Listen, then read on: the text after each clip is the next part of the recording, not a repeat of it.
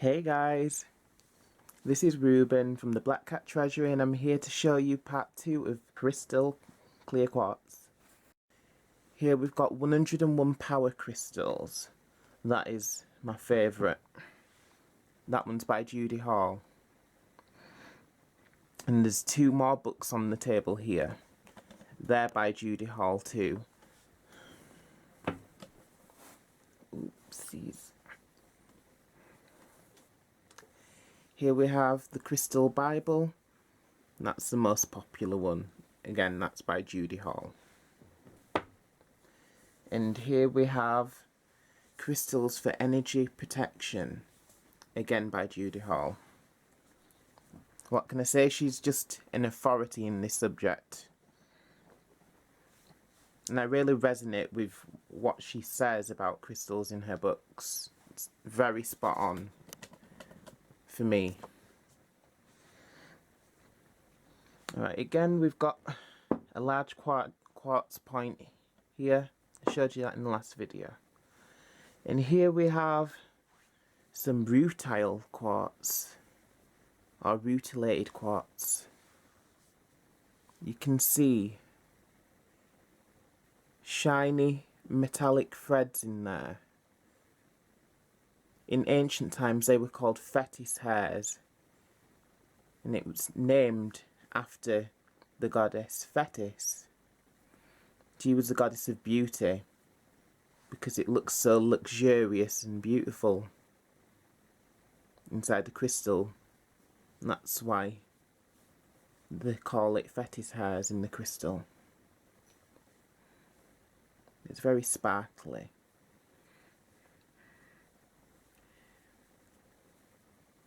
If I remember correctly, the threads, the shiny threads in the middle is asbestos. But I might be just making that up. And again, here we have an organite pyramid. And in the centre of this, we have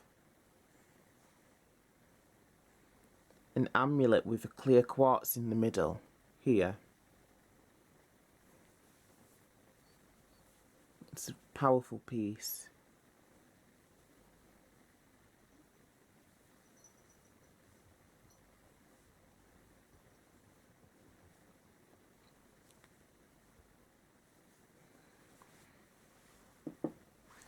And I think there's a clear quartz on the point as well. It's hard to tell. I made this one a while ago. And here we have a clear quartz pyramid. It's very stunning.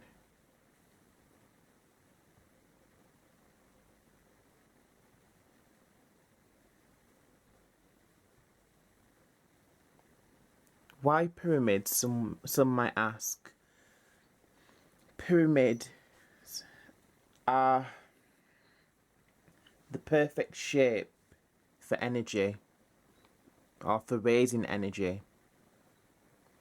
It's just something about pyramids that directs the energy out or through a pyramid in just such a powerful way. And this is why they have built pyramids all around the world.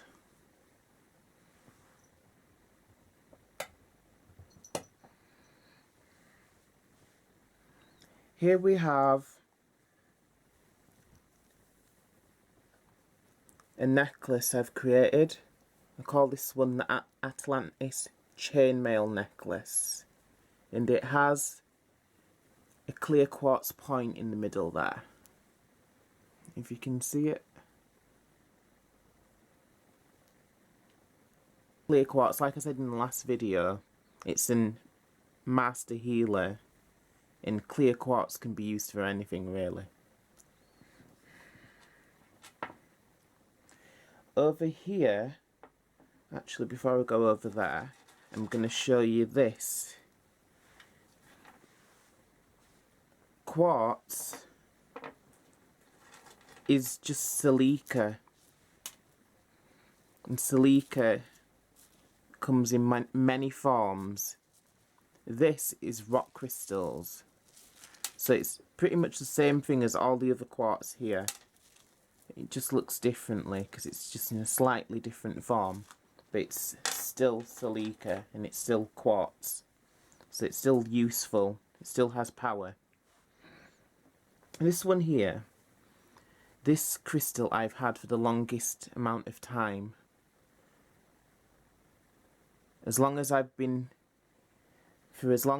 interested in all things magical and all things mysterious and spiritual, I've had this crystal for that amount of time. I think it's like, it's hard to say now, but I think if I was to guess off the top of my head, it's going on for about 20 years maybe. Or close enough. But this one is an etched quartz crystal. If you can see here, yeah, that's etchings, natural etchings on the crystal. And it's believed that those etchings are there for a significant reason. These crystals contain sacred information, very important information. And the information could be for humanity as a whole, or it could be for the bearer of the crystal. But this piece of crystal was gifted to me by my cousin Neil, and I've loved it ever since. It's very powerful. It holds very important information. And I haven't even gathered all of the information that I can from it yet. It's just so much boundless information and just boundless energy. It's very fitting that it was given to me by someone in my family, because this crystal for me connects me to ancestral power.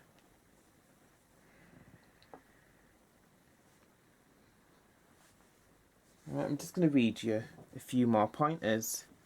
Also, another important form of crystal is crystal balls. Many people who don't know lots about crystals, but people who are interested in crystals or in developing the psychic abilities, clairvoyance, stuff like that, they'd look for a crystal ball. And people who've got lots of cash to flash, they'd look for a crystal ball that has completely no flaws at all. But I hate to tell it to you guys, the majority of those crystal balls that have no flaws, they're not crystal at all, they are glass. Real crystal has flaws, the majority of it. Also, another thing is crystals. Crystals are alive.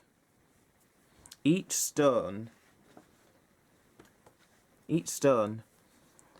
holds like an elemental spirit, is the best way I can describe it.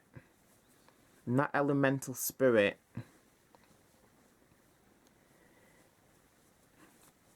this phenomena has been recorded by a few scientists and seekers of the spiritual and psychic arts.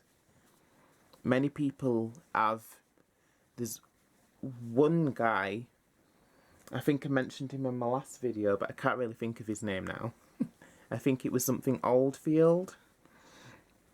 He recorded a video of like a very mysterious spirit, and he believes that it was the spirit from inside a crystal that he was studying. and they was playing around with Kirlian photography, and they'd managed to snap it and catch it in a video. But as soon as he noticed it, it retreated back into the stone. So that is a very interesting thing to think about, because these aren't just lumps of rock. These are alive, and they are intelligent. And like I said, they store lots of information and lots of power. So everyone needs to be aware of that.